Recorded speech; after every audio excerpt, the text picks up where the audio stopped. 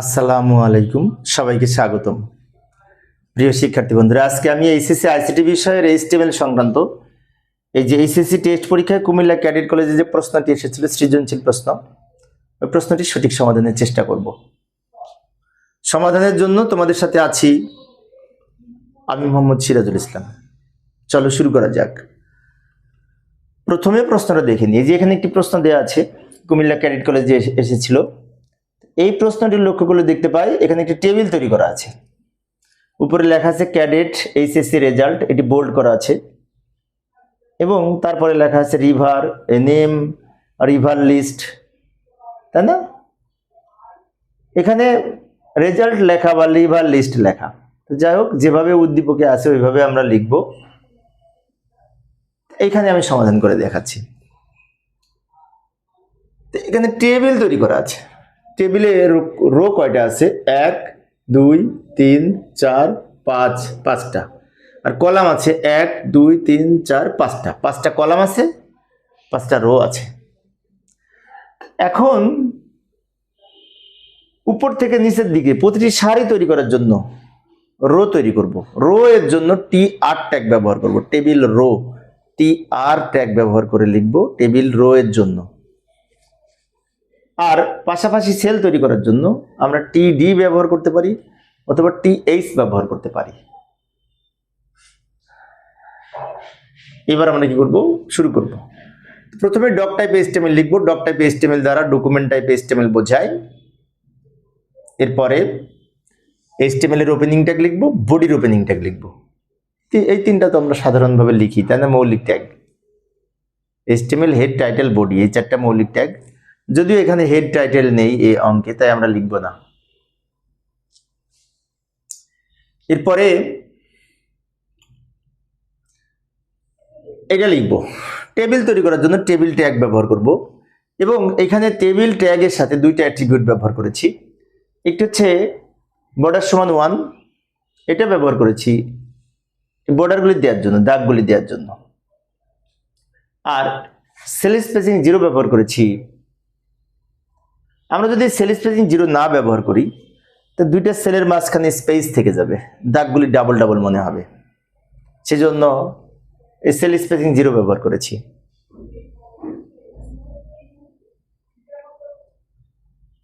এখন কি করব? টেবিলের উপরে এই ক্যাপশন লিখব। ক্যাপশন লেখার জন্য ক্যাপশন ট্যাগ ব্যবহার করব। এই যে লক্ষ্য করি ক্যাপশন ওপেন। এখন ক্যাপশনের মধ্যে যে লেখাটা আছে, এই লেখাটা কিন্তু বোল্ড করা, তাই এই লেখাটা দুই পাশে আবার বি লিখব। ভালো করে লক্ষ্য করি, ক্যাপশন ওপেন ক্যাপশন ক্লোজ, দুই পাশে বি লিখব বোল্ড করার জন্য, কারণ এটি বোল্ড। ক্যাপশন ট্যাগ এর ক্ষমতা নাই বোল্ড করা। ক্যাপশন ট্যাগের বাই ডিফল্ট আউটপুট লেখা মাঝখানে থাকবে, এটা ঠিক আছে, সেন্টার অ্যালাইন হবে, কিন্তু বোল্ড করতে পারে না। তাই আমরা অতিরিক্ত বি ট্যাগ ব্যবহার করব ক্যাপশনটা বোল্ড করার জন্য। এরপরে এই সারিটা তৈরি করব। এখন এই সারিটা লক্ষ্য করলে দেখতে পাই এই লেখাগুলি কিন্তু বোল্ড এবং মাঝখানে লেখা। তাই আমি যদি TH ট্যাগ ব্যবহার করে লিখি, তাহলে লেখাগুলি বোল্ড হবে এবং মাঝখানে থাকবে। আর TD ট্যাগ ব্যবহার করলে লেখাগুলি বাম দিকে থাকবে এবং হালকা হবে লেখাগুলি। বিষয়টি মনে রাখবো। এবার নেম, তো TR ওপেন করব, আবার TR ক্লোজ করব। এই TR এর মধ্যে 3টা সেল হবে, এটা, এটা এবং এটা। এটার দুই পাশে লিখব TH। TH লিখলে লেখাটা মাঝখানে থাকবে এবং বোল্ড হবে। এটার দুই পাশে লিখব TH। এখানে আবার একটা কাহিনী আছে, 1 2 3, 3টা কলাম একসাথে একত্র করেছে। 3টা কলাম একসাথে করার জন্য কলস্প্যান অ্যাট্রিবিউট ব্যবহার করব, যার ভ্যালু হবে, যেহেতু 3টা কলাম এক করেছে, যার ভ্যালু হবে 3, যার ভ্যালু হবে 3। এবার রিভার লিস্ট লিখব, TH ক্লোজ করব। TH ওপেন TH ক্লোজ করার কারণে লেখাগুলি বোল্ড হয়েছে এবং মাঝখানে গেছে। আর 3টা কলাম এক করার জন্য কলস্প্যান সমান 3 লিখেছি, 3টা মিলে একটা হয়েছে। এখন অনেক শিক্ষার্থী মনে হতে পারে, তাহলে কি এইটা এইটা এইটা 3টাতেই কি আমাদের কলস্প্যান সমান 3 লিখবো? হ্যাঁ, 3টাতেই কলস্প্যান সমান 3 লিখবো, কারণ এই সবগুলিতেই আমাদের এই 3টা কলাম একসাথে মার্জ করেছে। তো এইগুলি যখন লিখবো প্রত্যেকটাতেই আমরা কল স্প্যান সমান 3 লিখবো 3টা কলাম মার্জ করার জন্য। আচ্ছা,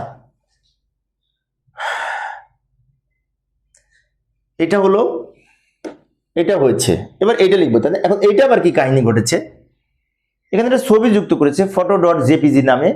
এই ফটোটা যুক্ত করার জন্য 1 2 3 4 5টা রো একসাথে করে একটা হয়েছে।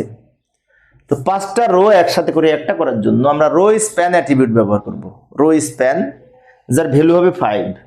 এই যে লক্ষ্য করি টিডি ওপেন, আমি একটু দ্রুত লিখে দিলাম সময় সেভ করার জন্য, টিডি ওপেন টিডি ক্লোজ।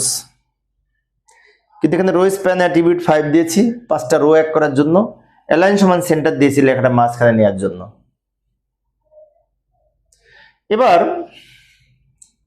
ছবিটা যুক্ত করার জন্য আইএমজি ট্যাগ ব্যবহার করব। আইএমজি এসআরসি সমান ছবির নাম, আর অল্টার অ্যাট্রিবিউটের ভ্যালু দিব photo.jpg। আবারও বলছি লক্ষ্য করি আইএমজি এসআরসি সমান ছবির নাম যেটা দেওয়া আছে, আর অল্টার অ্যাট্রিবিউটের ভ্যালু দিব photo.jpg। এখন অনেক শিক্ষার্থীর মনে হতে পারে অল্টা কেন দিব? আচ্ছা, এইখানে লেখাটা কিন্তু দেখা যাচ্ছে photo.jpg। আমি যদি এলটি বা অল্টার অ্যাট্রিবিউট ব্যবহার না করতাম ওটা এখানে দেখা যেত না।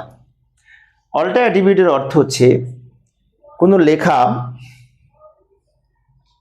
অর্থাৎ কোনো ছবি যদি ওয়েবসাইটে প্রদর্শন না করে, তাহলে এখানে যদি অল্টার অ্যাট্রিবিউটের ভ্যালু আমি কিছু লিখে রাখি সেটা এখানে দেখা যাবে, এখানে দেখা যাবে। আর যদি আমি এটা না ব্যবহার করি কোড হবে, কিন্তু ওটা এখানে প্রদর্শন করবে না, খালি এই ছবির চিহ্নটা দেখা যাবে। এবার আমরা টিআর ক্লোজ করব। এই পর্যন্ত হয়েছে, এইটুকু বাকি আছে। পরের যে টিআর আবার ওপেন করব সেই টিআর এর মধ্যে এইটা আর এইটা হবে। ভালো করে লক্ষ্য করি, আবার টিআর ওপেন করলাম, তার মধ্যে প্রথমে এটা লিখবো তারপর এটা লিখবো। এইটা লেখার সময় 1 2 3টা সারি একসাথে হয়েছে, তাই আমরা যখন টিডি লিখবো তখন লিখবো রো স্প্যান সমান 3। এই যে লক্ষ্য করি টিডি রো স্প্যান সমান 3 লিখলাম, কারণ 3টা সারি একসাথে করেছে। তারপর ইভার লিখলাম, তারপর টিডি ক্লোজ করলাম। এটার সাথে এটা লিখবো, এটা ঝামেলা নাই, তিতাসের দুই পাশে টিডি লিখবো। কিন্তু একটা বিষয় আছে, সেটি হচ্ছে এইটা কিন্তু 3টা কলাম মার্জ করেছে। তো এখানে টিডির সাথে লিখবো কল স্প্যান সমান 3। টিডি কল স্প্যান সমান 3 লিখলাম, কারণ 1 2 3টা কলাম মিলে একটা লম্বা সেল হয়েছে, তাই না? কলাম একসাথে করার জন্য কল স্প্যান। এটার সাথে এটা লিখলাম, এটার লেখার দরকার নেই কারণ এটার সাথে এটা হয়ে গেছে। টিআর ক্লোজ করব, তার ওই টিআরটা শেষ। পরে যে টিআর লিখবো ওপেন করব, এই টিআর এর মধ্যে শুধুমাত্র একটা হবে, গোমতী একটা যেহেতু হবে, একটার জন্য আমরা কি করব, দুই দিকে টিডি লিখবো। কিন্তু এখানেও ওই কল স্প্যান সমান 3 লিখবো টিডির মধ্যে, কারণ 3টা কলাম মার্জ করেছে। তো কল স্প্যান সমান 3 লিখলাম, টিডি ওপেন টিডি ক্লোজ, মাঝখানে আমরা গোমতী লিখেছি, কল স্প্যান সমান 3 লিখেছি 3টা কলাম মার্জ করার জন্য।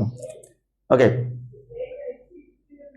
এবার মেঘনাও সেম, এটাও যেমন একটা এটাও একটা, কারণ এর দুই পাশে দুইটা হয়ে গেছে। আবার আমরা টিআর ওপেন টিডি কল স্প্যান সমান 3 লিখবো, তারপর লিখবো মেঘনা। সবার শেষে এইগুলি লিখবো। এইগুলি লেখার জন্য কোনো ঝামেলা নেই।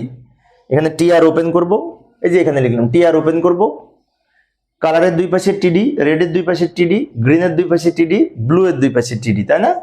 কালারের দুই পাশে টিডি লিখলাম, এখানে কোনো ঝামেলা নেই।